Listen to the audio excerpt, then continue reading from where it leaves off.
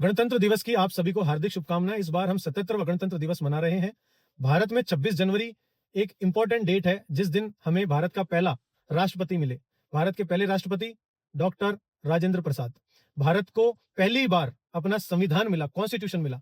भारत को पहली बार अपने आप को गणराज्य कहने का अधिकार मिला। 26 जनवरी 1930 को कांग्रेस ने पहली बार ऐलान किया था कि भारत अब स्वतंत्र ही नहीं, एक रिपब्लिक कंट्री बनना चाहता है और रिपब्लिक कंट्री बन के रहेगा।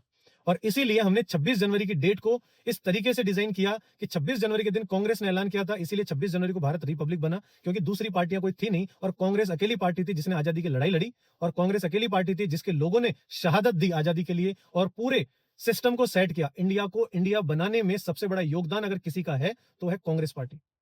कांग्रेस ने 26 जनवरी 1950 को बाबा साहब भीमराव अंबेडकर की हेल्प से संविधान बनाया और संविधान को लागू करवाया और सभी देश के लोगों को बराबरी का अधिकार, बोलने का अधिकार, धर्म की रक्षा करने का अधिकार और कानून व्यवस्था जैसे बड़े सिस्टम दिए, जिसमें हर एक नागरिक अपने आप को आजाद फील कर सकता है। हर एक नागरिक अपने आप को इस देश के हर एक चीज के लिए जिम्मेदारी ले सकता है और जिम्मेदार ठहरा सकता है।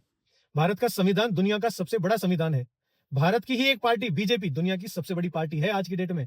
और 26 जनवरी के दिन ही भारत रत्न दिया जाता है, पद्म पुरस्कार दिए जाते हैं 26 जनवरी के दिन ही। 26 जनवरी को सिर्फ गणतंत्र दिवस के तौर पर ही नहीं देखना चाहिए।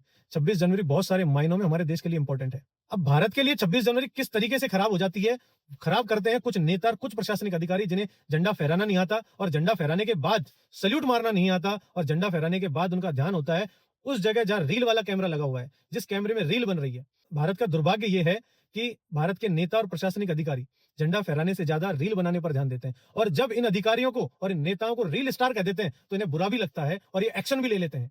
जिस देश में संविधान है, जिस देश के संविधान अधिकार देता है right to freedom, right to speak, उसके बावजूद लोगों को डराया जाता है, धमकाया जाता है। आज के बाद हम सभी को एजुकेशन सिस्टम में एक बदलाव करवाना है। फर्स्ट क्लास से लेकर के 10th क्लास तक इंडियन कॉन्स्टिट्यूशन को हमारे एनसीईआरटी सिस्टम में लागू करवाना होगा। हर एक क्लास में हम संविधान को पढ़ सके और हम हमारे अधिकारों को जान सके, तभी इस देश की असली आजादी प्राप्त होगी। क्योंकि कहीं बड़े नेता, कहीं बड़े अधिकारी लोगों को शोषण कर रहे हैं, परेशान कर रहे हैं और यह परेशानी एक ही तरीके से खत्म हो सकती है, वो है भारत का कॉन्स्टिट्यूशन। भारत का कॉन्स्टिट्यूशन किताबों में छपे, छोटे बच्चे भी इसे पढ़े और समझ सके, ताकि हमारा पूरा जो सोसाइटी है उसका कल्चर चेंज हो और सब लोग कॉन्स्टिट्यूशन समझ सके और अपने अधिकार के लिए आवाज उठा सके। जय हिंद, जय भारत। ज्यादा से ज्यादा शेयर करें उन तक जिन्हें 26 जनवरी के बारे में ज्यादा नॉलेज नहीं है।